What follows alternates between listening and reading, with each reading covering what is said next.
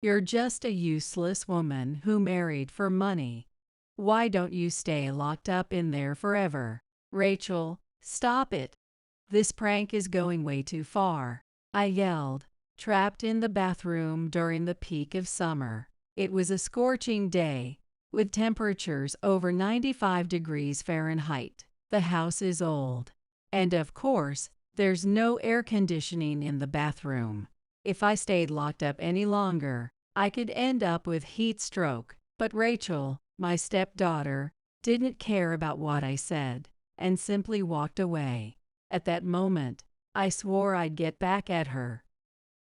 My name is Ashley, and I'm 47 years old, just an average housewife. Right now, I live with my husband, Stephen, who's 2 years younger than me, and his children, Rachel and Matthew, in a suburban home.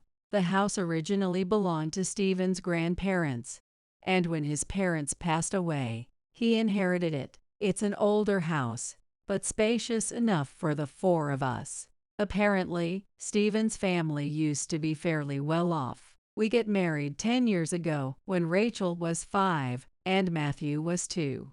That's right, I'm not their biological mother. They're Stephen's stepchildren. I first met Stephen about 11 years ago at a meeting. At that time, we worked in different departments, but we were both employees at the same company. Stephen joined a project that I was leading. That meeting was the first time I really got to know him, but honestly, my first impression of him wasn't very good. During meetings, Stephen only spoke when it was absolutely necessary, and as soon as his work was done, he went straight home. He never stayed late, and barely communicated with his coworkers. Even when someone invited him out for drinks after work, he always declined. Because of this, most of the project members thought of him as unsociable and unmotivated, and they kept their distance from him. As far as I could tell, no one was openly hostile toward him, but there weren't many people who liked him either. In fact, I myself wished he would show a bit more cooperation. As the project leader, I valued the team's sense of unity. Hey Stephen, great job today. Your presentation was really well done. You put it together so thoroughly in such a short time. Thank you. So we're all going out for drinks tonight to celebrate. It'd be great if you could join us. Most of the team will be there. Thanks, but I'll pass. Driven by a sense of duty, I made a conscious effort to communicate with Stephen. I invited him out for drinks several times, but his response was always the same. Still, I kept talking to him persistently. However, until the end of the project, he never really opened up to me. Even after our successful, large-scale project, he didn't attend the celebration party. Some of the team members said it was rude, and I felt a little irritated myself. He could have joined us just this once, I thought. The day after the party, I casually greeted Stephen at work. I didn't mean to criticize him, but my tone ended up sounding that way. Good morning, Stephen. The party last night was really fun. It's too bad not everyone could be there, especially since it was our last chance to all get together. Good morning. I'm sorry for always declining. I have to get home early to take care of my kids. Stephen seemed surprised by my words, his eyes widening slightly, and he spoke hesitantly. He must have caught the hint of sarcasm in my comment. On the other hand, I was taken aback by his response. Before I knew it, I was bombarding him with questions. Wait, you have kids. Stephen, are you married? What about your wife? Does she work, too? No, my wife passed away. I'm raising the kids on my own. Both of my parents died young as well, and I don't have any relatives or friends I can rely on. So I have to leave work on time to pick them up from daycare. Looking back, I realize how tactless and intrusive my questions were, even though I was his superior. There was no excuse for my behavior. Yet, Stephen didn't seem particularly upset. He quietly explained his situation. That was the moment I learned that Stephen was a single father. At the time, he lived with his two children, 4-year-old Rachel and 1-year-old Matthew. Stephen's wife had passed away shortly after giving birth to Matthew. Since then, he'd been raising both kids on his own. I couldn't even begin to imagine how hard it must have been to work full-time while raising such young children. I had asked him the questions, but when I heard his answers, I found myself at a loss for words. I see, that must be really tough, especially with such young kids. No, I've gotten used to it by now. I'm sorry for pestering you about drinks when I didn't know your situation. If there's ever anything I can do to help, please let me know. Thank you. Stephen gave me a quiet smile in response to my words of sympathy. Looking at him, I couldn't help but imagine the loneliness and struggles hidden behind that smile. After learning about his circumstances, I started seeing Stephen in a different light. Even after the project ended, I noticed that he always looked a little tired whenever I saw him around the office. Despite that, Stephen remained calm and never let his work performance slip. If I were in his position, I don't think I'd be able to balance work and parenting like he did. As I thought about this, I began to feel a deep respect for him. I also felt a bit ashamed for having judged him so superficially before. From then on, my view of Stephen gradually changed. When we worked together again on another project, he still avoided social gatherings, but in the team, he became someone I could really rely on. Every time we discussed ideas in meetings, his calm analysis and sharp advice were invaluable to me. At first, I had thought of him as unsociable and quiet, but I realized he had a strong sense of responsibility. I also saw him as a caring father, determined to protect his children. As we talked more, we started to discuss not just work, but personal topics as well. Every day when I get home, I have to switch from work mode to dad mode right away. It's not easy, Stephen said with a smile one day. He said it casually, but there was a hint of loneliness in his expression, and I could sense the weight of the responsibilities he carried. Here he was, working so hard under such difficult circumstances, and all I had seen was someone who wasn't social. The more I learned about the struggles Stephen faced as a single father, the more I found myself drawn to him. Not only was I impressed by his work ethic, but I was deeply moved by the challenges he faced raising two children. It didn't take long for Stephen to become more than just a colleague to me. He became someone special. Before I knew it, I wanted to be there to support him. I began to imagine a future with him by my side. And so, 10 years ago, we got married. Some of my friends were skeptical about my decision to marry Stephen, given that he already had children. I was even advised not to go through with it, being told that it would be too difficult, that I'd end up struggling. But my resolve never wavered. Surrounded by well-wishers, I happily became Stephen's wife. With our marriage, I became a mother to two children, Rachel and Matthew. I had already made up my mind to pour as much love as I could into Stephen's children. Rachel and Matthew had lost their mother at a young age. Even though we went through the legal process of adoption, there was no genetic connection between us. To them, I was a mother figure, but in reality, I was still a stranger. Because of that, I knew I might never fully be their mom, but I wanted to be someone they could feel safe with. I even gave up my previous career and took on a more flexible job that allowed me to spend more time with Rachel and Matthew. I studied nutrition, took up sewing and cooking, and did everything I could think of to support them. Perhaps because of these efforts, by the time a year had passed since our marriage, I felt like I had started to bond with the children. It's been 10 years since I married Stephen, and we've gone through so many experiences together. At first, I struggled with adjusting to family life and found it difficult to navigate the distance between me and the kids. But over time, I've slowly built a bond with them in my own way.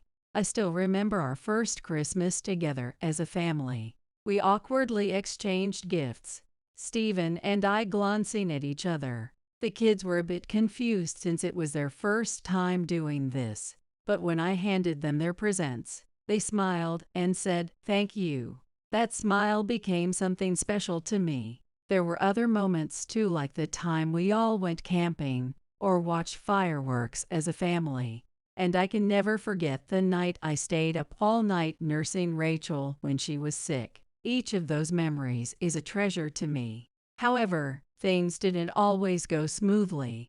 Building a relationship with Rachel, in particular, was a struggle. She held on to the deep pain of losing her mother and refused to open up to me. Still, I made an effort to show her love, taking things slow, step by step. I never missed any of her school events, and I was always there to offer support whenever she needed it. Even if she never expressed any gratitude, I continued to do whatever I could for her. I tried to figure out her favorite foods by observing her reactions, and made sure to include those in our meals. Rachel never openly sought affection, but the rare moments when she gave me a small smile became my emotional lifeline. Matthew, on the other hand, didn't have many memories of his mother, and warmed up to me quickly. His innocent smile and the way he called me mommy were my source of comfort. Watching him grow, helping him with his homework, reading him bedtime stories, it became a cherished part of my daily life. Sometimes we'd play together, and I'd cheer him on whenever he took on something new. I wanted to be someone who could help guide his future, to be someone he could rely on. I knew I might never truly be their mother, no matter how much I tried, but I loved them as much as I could throughout these 10 years of marriage to Stephen. I've done everything in my power to deepen the bond between us as a family. I don't know if they will ever accept that love, but I believe that one day they will understand how much I care. Then one day, a turning point came. Rachel hit her rebellious phase. It became one of the biggest challenges I'd faced. At first, I told myself it was natural for Rachel to struggle to open up to me. When we got married, Rachel was only 5 years old, and she had just lost her mother. I knew it would take time for her to accept me as her new mother figure, so I tried to respect her feelings and approached her at her own pace. But no matter how gently I treated her, it felt like Rachel's attitude only grew colder over time. When she entered middle school and reached adolescence, her defiance became even more noticeable. No matter how much I tried to talk to her, Rachel wouldn't make eye contact, and sometimes she would deliberately ignore me. Even during family meals, she acted as if I didn't exist. When I kept trying to engage with her, she would respond with sharp, cutting remarks. "Rachel, are you enjoying school? It's fine." "Fine, that can't be all. Have you started preparing for the school festival yet? What does it matter? It's none of your business." Rachel shot me a quick glare and spat out her words coldly. It felt like a knife to my heart. I couldn't think of anything to say, so I just stayed quiet and let it pass. Stephen was struggling with how to deal with Rachel too. He understood how hard I was trying to be a mother figure for her, but neither of us knew the right way to handle our relationship with her. "Ashley, don't push yourself too hard. Rachel will calm down eventually." Stephen said that, but I had no idea how long eventually was supposed to be. I don't think even Stephen knew for sure. I kept wondering how I should approach Rachel. If I was too strict, I might push her further away. But if I continued to be gentle, it could feel suffocating for her. I just couldn't figure out how to be the right kind of mother for her. Still, I knew I couldn't give up. As a member of this family, I had to face Rachel. And for Stephen and Matthew's sake, we needed to build a stronger family bond. But being rejected by Rachel day after day was slowly wearing me down. No matter how hard I tried, her stubborn attitude wouldn't budge. There were times when I'd find myself tearing up in the kitchen while cooking dinner. It happened more than once or twice. The hardest part was when Rachel stopped calling me Mom. Matthew, still in elementary school, called me Mom and clung to me for affection. But at some point, Rachel stopped using that word. Even though I was doing my best to fulfill the role of a mother, I was still just a stranger in her eyes. Every time I realized that, it felt like my heart was being squeezed. Sometimes I wondered if I was failing as a mother. That fear crept into my mind from time to time. Stephen was always there to support me, but my relationship with Rachel never seemed to improve. No matter how much time passed, I couldn't reach her heart. But one day, a thought suddenly came to me. It was a memory from my own adolescence. Back then, I also had a strong sense of rebellion against my parents, feeling frustrated and lonely. Maybe Rachel was feeling the same way. Maybe she just didn't know how to handle the emotions swirling inside her. So I decided to take a step back and give her some space. I stopped forcing conversations and patiently waited for her to come to me when she was ready. I started telling myself that perhaps just being there for her, without pressure, was the best thing I could do right now. I had no choice but to trust that someday Rachel would open up to me. At least that's what I thought. But Rachel's defiance didn't stop at her cold attitude toward me. She started turning her harsh words on Matthew, hurting him right in front of me and Stephen. One evening, as we sat down for dinner, Rachel suddenly spoke, her face filled with annoyance. "Hey Matthew, did you know we're not really this woman's kids?" Rachel glared at me as she deliberately tried to provoke me. Matthew stopped eating and looked at her in shock. At 12 years old, he still didn't know that I wasn't his biological mother. Stephen and I had decided that we would tell him when he was older, when the time was right. Before I could say anything, Rachel continued, "And did you know that it's your fault Mom died?" "What?" "Yay. Because you were born, our real mom died.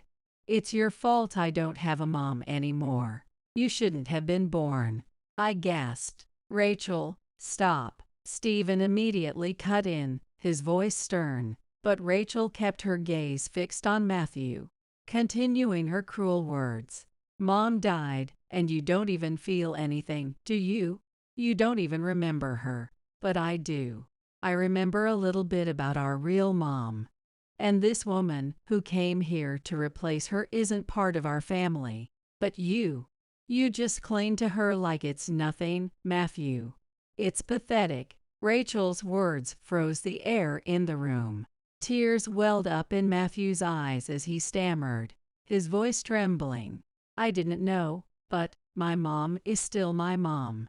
"Right, Mom. Of course, Matthew. I've always been your mother." I quickly put my hand on his shoulder and reassured him, but I didn't know if my words could truly comfort him. Rachel's words were like knives, cutting deeply into his heart. At that moment, I realized I couldn't let Rachel continue down this path. She was clearly still grieving the loss of her mother and dealing with her resentment toward me, but that didn't give her the right to hurt Matthew. "Rachel, go to your room." Stephen sighed deeply as he gave the order. Rachel stood up, looking frustrated, and slammed the door behind her as she stormed off to her room. In the dining room, only the sound of Matthew's quiet sobs and an overwhelming sense of helplessness remained.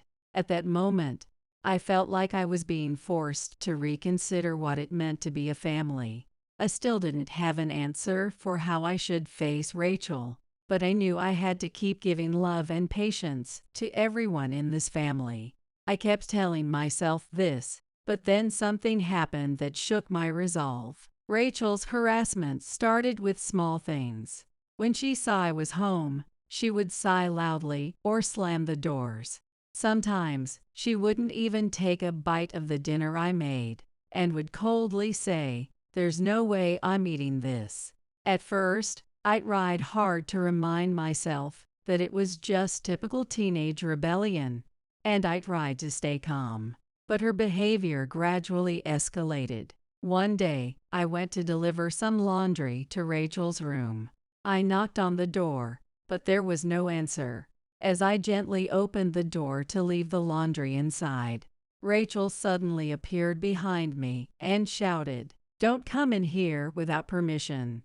As she grabbed my arm tightly, her eyes were filled with anger, and for a moment, I couldn't understand what had just happened. She shoved me aside and stormed into her room, yelling, "Stay away from my room." "Okay, I'll just leave the laundry here," I said, trying to stay composed. But inside, I was deeply shaken. All I could do was quietly leave, trying not to provoke her further. From that point on, Rachel's harassment visibly worsened. For example, she would deliberately put freshly washed dishes back in the sink so I would have to wash them again. She would put tissues in the laundry to ruin the washed clothes. She even flooded the hallway outside my room. It was childish harassment. It seemed like Rachel was deliberately adding to my chores and enjoying watching me scramble around in response. The most painful moment, however, came one evening during dinner. As usual, I had prepared a meal for the entire family, and we sat down at the table, Stephen, Matthew, and I. But as soon as Rachel sat down, she glanced at the food and said, "This looks disgusting. It's not worth eating." Then she picked up her plate and dumped the food straight into the trash. "Rachel, what are you doing? Why would I eat food made by a stranger? There's no way I can trust it." Stephen scolded her sternly, but she responded with indifference and walked back to her room. I nearly broke down in tears, but I forced a smile and said to Stephen and Matthew, "Let's eat." But inside, my heart felt unbearably heavy. No matter how much effort I put in, I couldn't reach Rachel's heart, and her harassment kept escalating. Stephen wasn't sure how to handle the situation either, but in front of him, I kept pretending to be strong. The most terrifying incident happened just a few days later. I was cleaning the house when I suddenly needed to use the bathroom. After a few moments, I heard a loud noise outside. Curious, I tried to open the door, but it wouldn't budge. Confused, I tried again, but it still wouldn't open. I pressed my ear to the door and could hear Rachel's laughter from the other side. She had locked me in the bathroom. "Rachel, open the door. Why don't you just stay in there forever? Rachel, stop this. This prank is going too far," I shouted, my voice rising in frustration. That day, the temperature was over 95 degrees Fahrenheit. The house was old, and of course, there was no air conditioning in the bathroom. If I stayed trapped in there, I could suffer from heat stroke. But Rachel showed no remorse and kept speaking without a hint of guilt. "You're just a useless woman who married a rich man. A poor woman like you has no right to pretend to be a mother. Get out of this house. If you get a divorce and leave now, I'll let you out. If not, you can stay in there until Dad gets home and think about it." "Rachel, what are you talking about? Stephen won't be home until the evening. I'll get heat stroke in here." I pounded on the door as I yelled, but her laughter faded as she walked away. She probably went back to her room. Maybe she even left the house. As I sat in the bathroom, feeling overwhelmed with anxiety, I heard Matthew's voice from outside. "Mom, are you okay? I'll help you out." When Matthew came home from playing and found me, I couldn't hold back my tears. Rachel, scolded by Matthew, gave a mocking apology, but there wasn't a hint of remorse in her eyes. I could no longer suppress my anger. Locked in the bathroom, hearing her laughter from outside, I realized that there was no need to endure this any longer. I had tried again and again to be kind to her, but all my efforts had been in vain. In fact, her attempts to hurt me had only escalated. There was no reason to keep sacrificing myself. I decided to talk to Stephen and take action. The day after I was locked in the bathroom, I took care of some matters during the day, and that evening, I visited Rachel's room and told her calmly, "I canceled your piano lessons and tutoring today." Rachel stared at me in silence for a moment, as if she didn't understand what I had just said. "What? What do you mean?" Rachel asked irritably. I continued calmly, "I never told you this, but I've been paying for your tuition and all your extracurricular activities, but there's no reason for me to continue doing that. I've also canceled your smartphone, so it will stop working next month. Everything I've ever bought for you, I'm selling. Your computer, your electronic dictionary, your piano, your textbooks, everything. From now on, you'll have to figure things out yourself or ask Stephen." "What? Wait a minute." At that moment, Rachel's face turned to one of shock. She had no idea that I had been financially supporting her. She didn't realize how much I had been paying every month, or how much effort I had put into securing her future. "You mean you've been paying for my tuition and everything? Isn't Dad the one supporting the family? We're rich, and you just married him for his money." Rachel looked at me in disbelief, but I calmly looked back at her and replied, "You seem to be mistaken. This family isn't rich at all. With just Stephen's income, we're barely covering the maintenance costs of this house. I'm an executive at my company, so yes, I've had enough financial stability to pay for your tuition and all the things you wanted, but there's no need for me to do that anymore. It seems you don't need me." Rachel's face showed a complex expression that I had never seen before. It seemed to be a mixture of anger, confusion, and perhaps even a bit of regret, but she couldn't say anything. For the first time, she realized that everything she had taken for granted had been sustained by me. After a moment of silence, Rachel asked in a trembling voice, "So what am I supposed to do now?" "Figure it out for yourself. You're old enough now. You can get by without me. Talk to Stephen and decide what to do." Rachel opened her mouth as if to say something, but no words came out. She just stared at me, confused. I quietly left the room, but inside, my emotions were in turmoil. I had tried so hard to fulfill my responsibility as Rachel's mother, but it never reached her. I finally realized that I didn't have to carry everything on my own. I'm only human, and I have my limits. Even within a family, there's no reason to endure endless hurt. Shortly after, Stephen and I decided to divorce and live separately. It was the conclusion we reached after many discussions.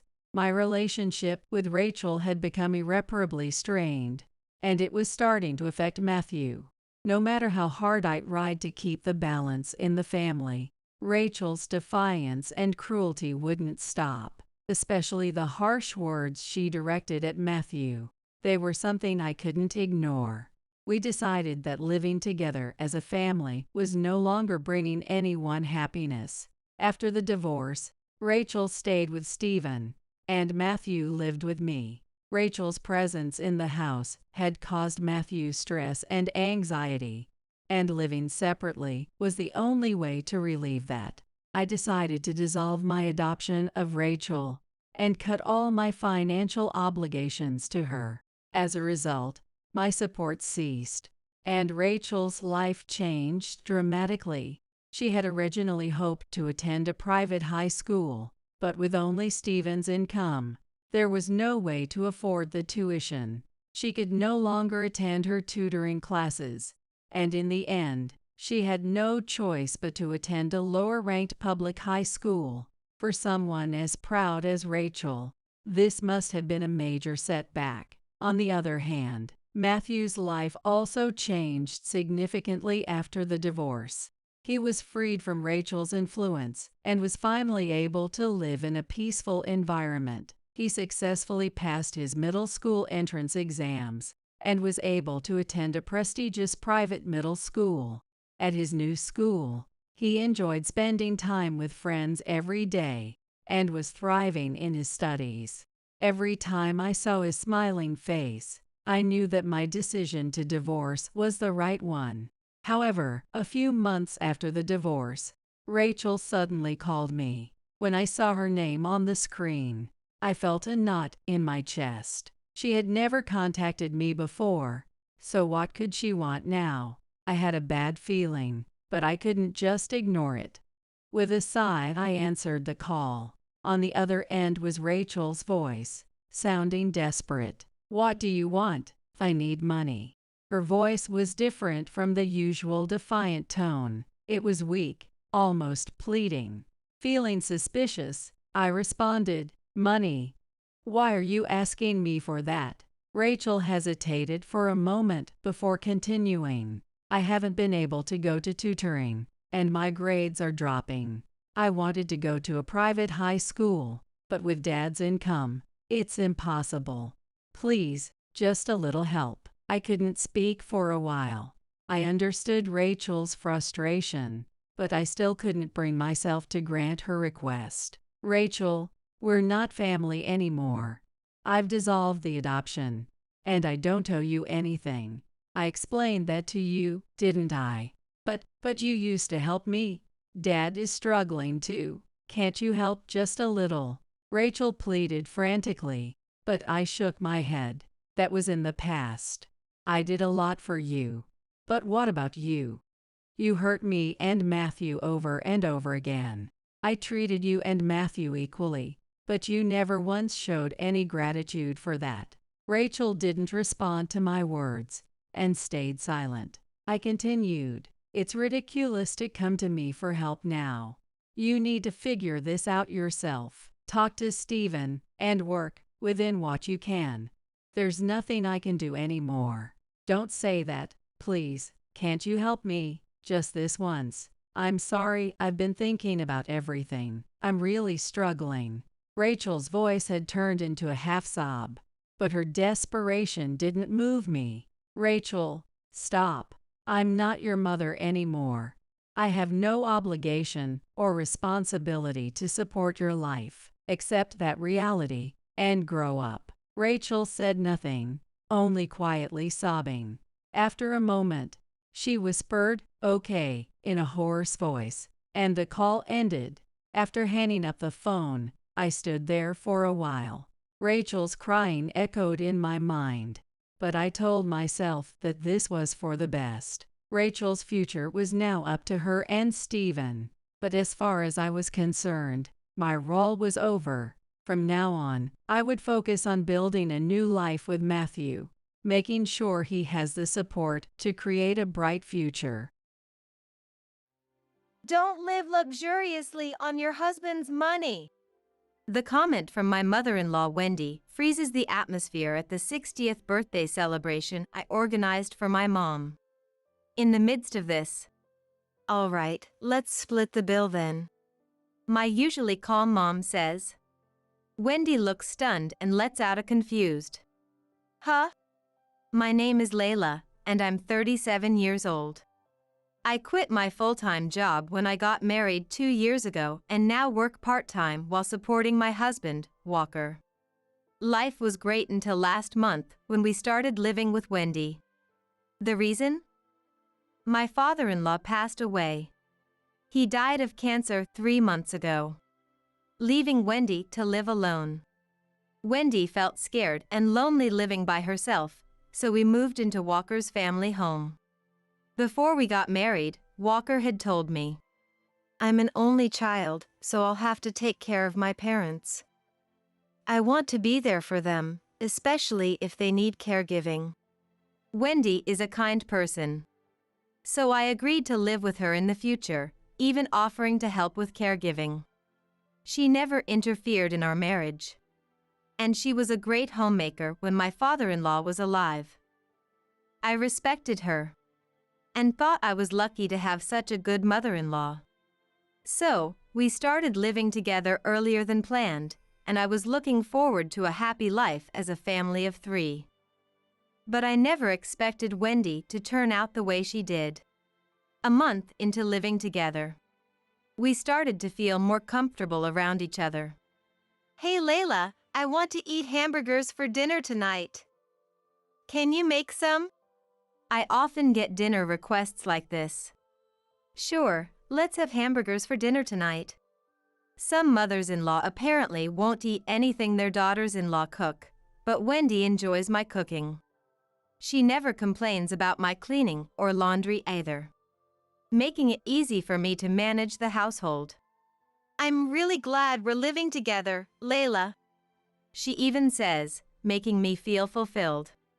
It makes me happy to be praised by someone I respect. However, I sometimes wonder why Wendy doesn't do any housework. She praises me, but never lifts a finger herself. She leaves her dishes in the sink and doesn't even take her trash out. It's like living with a traditional dad.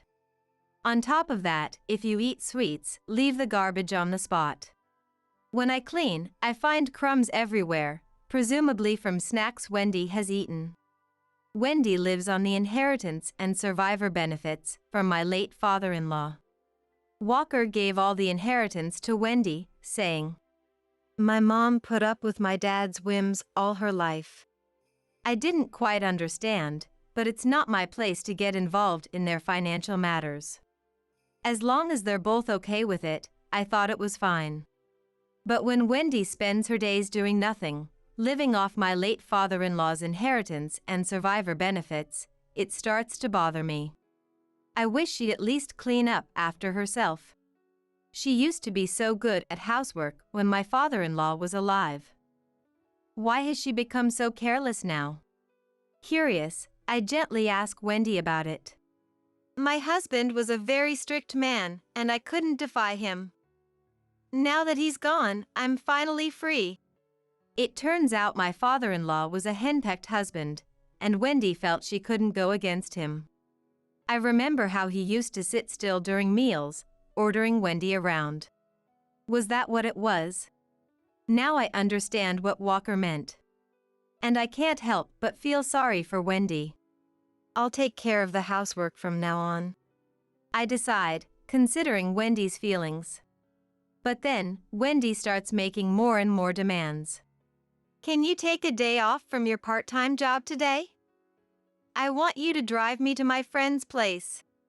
I can't take a day off. I firmly decline. And then she says, "Is your pocket money that important to you?" Excuse me? I can't believe what I'm hearing. Spending money.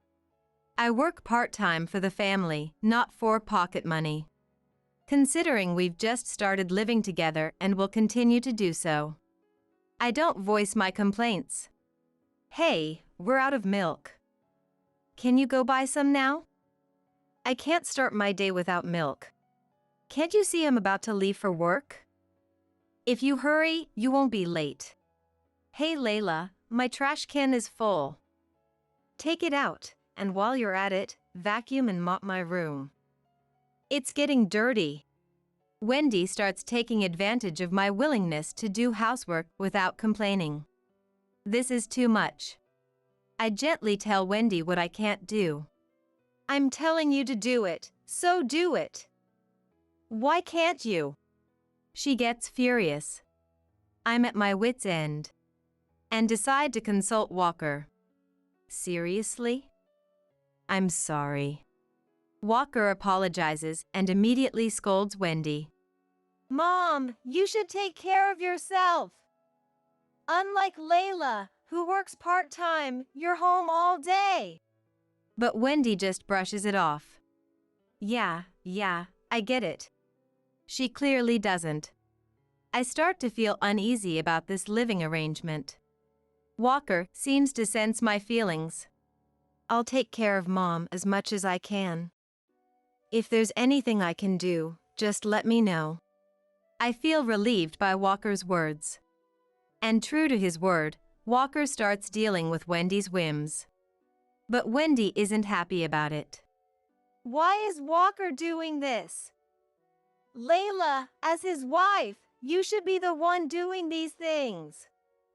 Walker is the breadwinner, and you're just a part-timer. You think it's okay to make a tired Walker do this? Come on, Layla, wash my dishes right now. At this, Walker is furious. Hey, Mom. Stop making Layla do everything.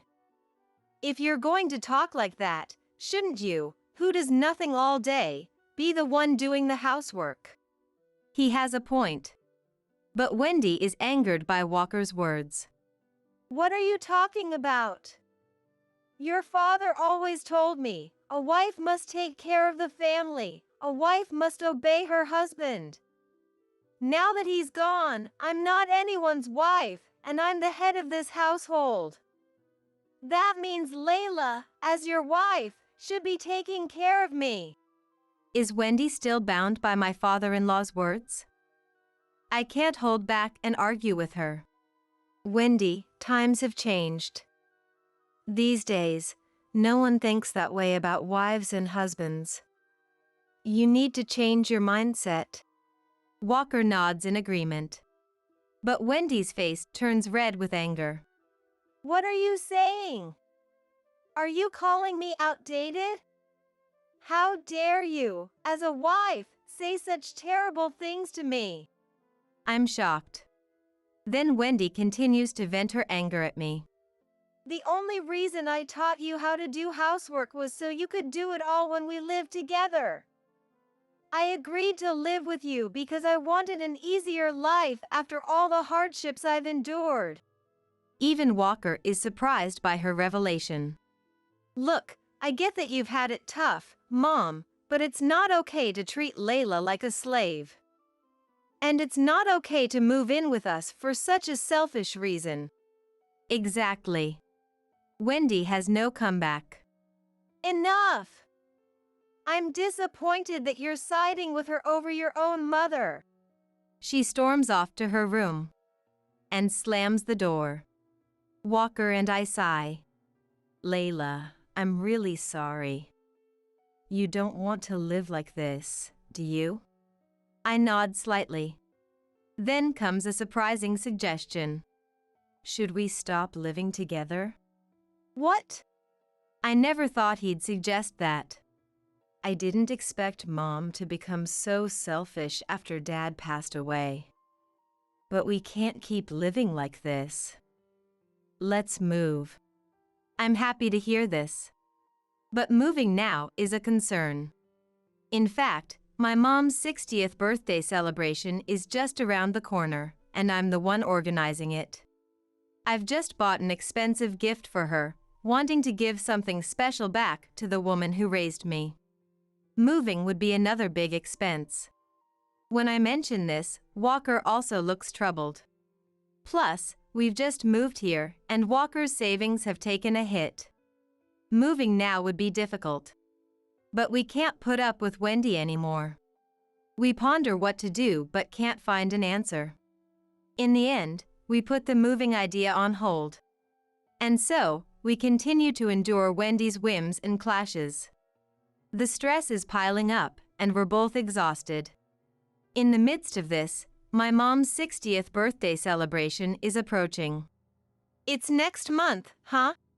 As Walker and I discuss the celebration, Wendy joins the conversation. What's happening next month? We proceed to explain. So, please have dinner alone that day. I'll prepare the meal for you. When I said that, Wendy, as usual, made a selfish demand. I'm coming too! You're coming too? I couldn't understand why Wendy, who had only met my mom a few times, would say that.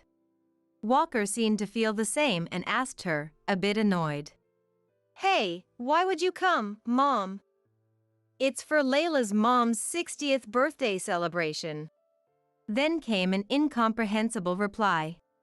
Well, I never got a 60th birthday celebration from Layla. So, you should celebrate me too. What? Neither of us could make sense of it.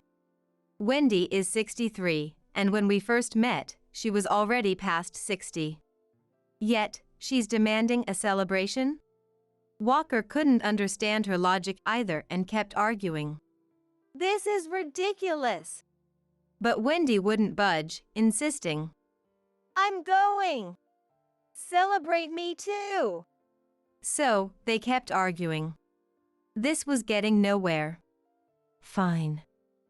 If my mom agrees, then Wendy can come too. I called my mom. Would it be okay if Walker's mom also joins the 60th birthday celebration?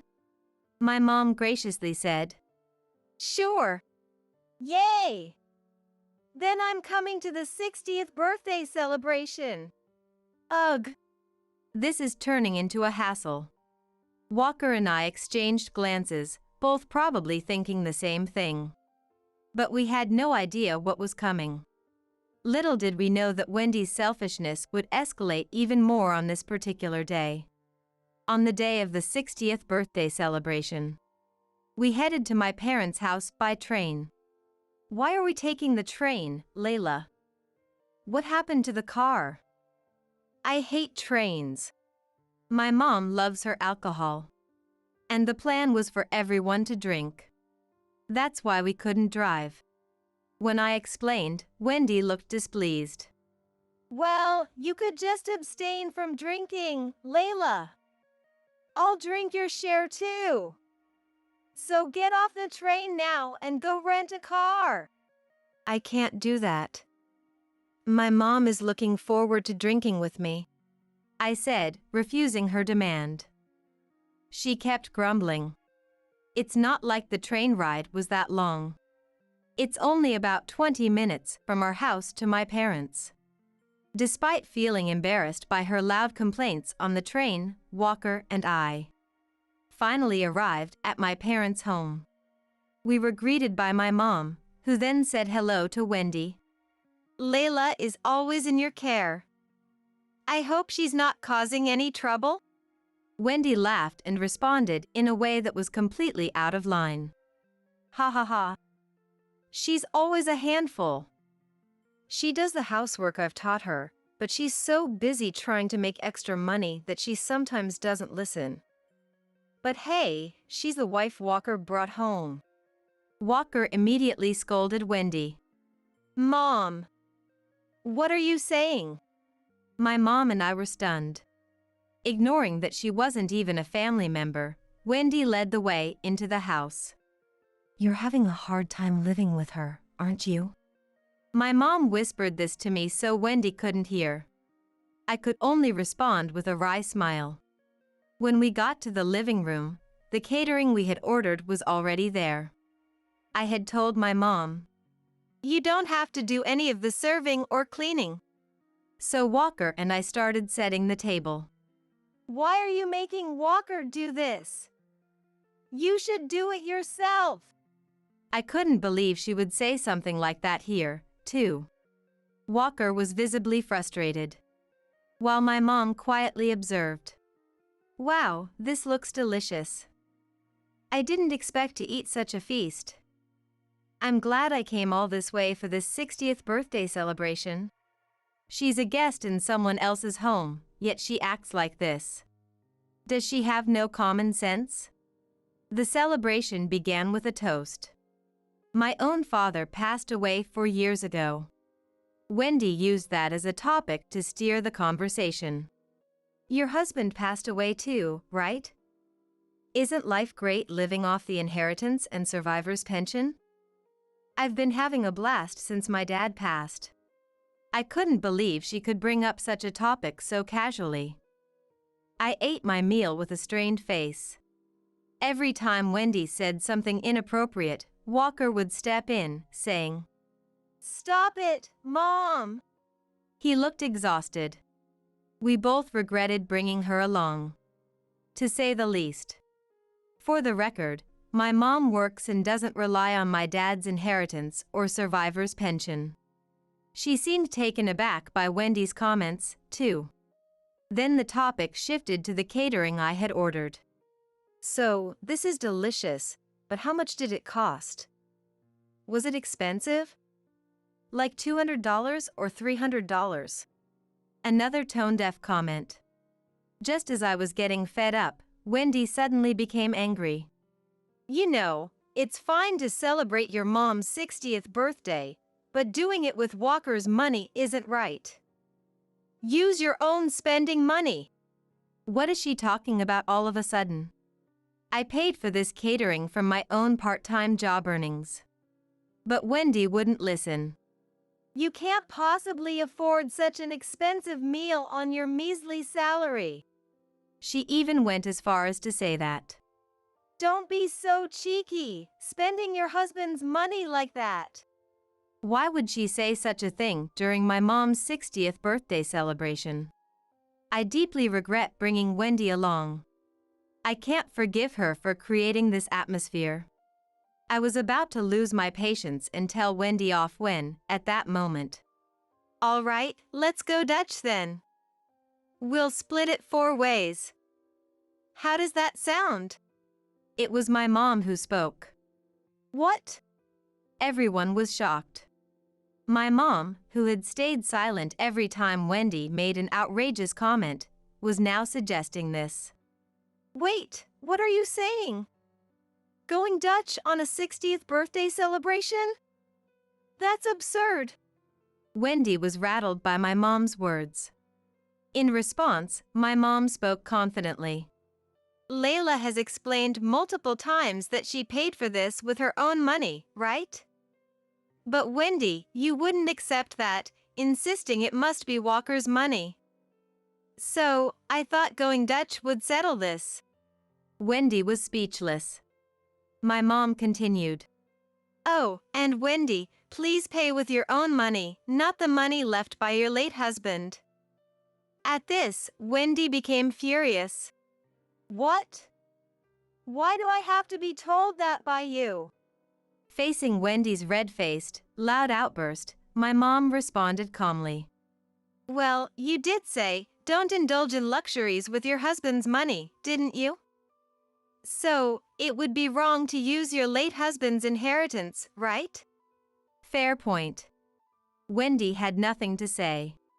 But she was so furious that she started to say something ridiculous. "Well, it's fine for me. But not for Layla. Because Layla is using my precious Walker's hard-earned money. If a wife spends it carelessly, of course a parent would get angry." She's talking nonsense. Walker and I exchanged incredulous glances. "I get it, I really do. I'm angry too. I'm frustrated that my dear daughter is being unfairly scolded by Wendy." At this, Wendy seemed at a loss for words, struggling to come up with a retort. Well, you see."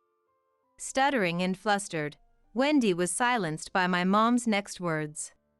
"Initially, I was going to let it slide, watching you berate Layla. I didn't want to cause any issues in your future living arrangements. But enough is enough. You're the one living lavishly on your husband's money, and you dare tell my daughter not to do the same? Are you kidding me? How can you demean and belittle my daughter in front of me? What would you think if I did the same to Walker right now?" Wendy was completely silenced. I never knew my mom could get this angry. Neither Walker nor I could hide our surprise. Wendy, now quiet, seemed regretful and teary-eyed. She grabbed Walker's hand and stood up. "Walker, let's go! I can't stay here any longer." For some reason, she tried to leave with Walker. Walker, of course, didn't go with her. He shook off her hand and snapped. How selfish can you be, Mom? Enough is enough. Wendy started to cry. What now? Even you, Walker? Everyone's treating me like the villain. I was thinking of you when. Before she could finish, Walker shouted. Cut the crap. What's for my sake? Apologize to Layla right now for ruining this 60th birthday celebration. Wendy was visibly shaken by Walker's fury. He seemed so forceful that it looked like he might hit her. Perhaps because of that, Wendy complied meekly. I'm really sorry. I truly apologize. Wendy offered a heartfelt apology to me and my mom. After all the times she had bossed me around, she was finally apologizing sincerely, so I thought about forgiving her. Yeah, right. I'm sorry, but I can't put up with Wendy's selfishness anymore. Ruining my mom's 60th birthday celebration made me realize that I can't live with this person any longer. Please, let's end this living arrangement. With the atmosphere already tense from my mom and Walker confronting Wendy, I unleashed my pent-up anger. That said, I never thought I'd be able to say all this to Wendy. Wendy was shocked when I suggested we should stop living together. She clung to me with a loud voice. Please don't say we should part ways. I'm truly sorry. I messed up today, but from now on, I'll take care of myself. It's too late for that now. So, as you've said, take care of yourself. In your own home. Also, remember you mentioned not living large on my husband's money? Starting today, you'll need to find a part-time job and earn your own keep. My point was, own up to what you say. Wendy was taken aback. No, that was a mistake. I take it back. I didn't mean that part about not using my husband's money. Walker chimed in, a touch of irony in his voice. So, moving forward, Layla can do whatever she wants with my money, right? Exactly. Wendy was at a loss for words. I was on the verge of bursting into laughter. Everyone blamed her, and she was clearly out of options. Walker didn't hesitate to lay it out straight. Stop depending on my dad's inheritance, Layla, and me. We'll separate our living arrangement, and Moem, you need to work. Wendy kept repeating. Impossible.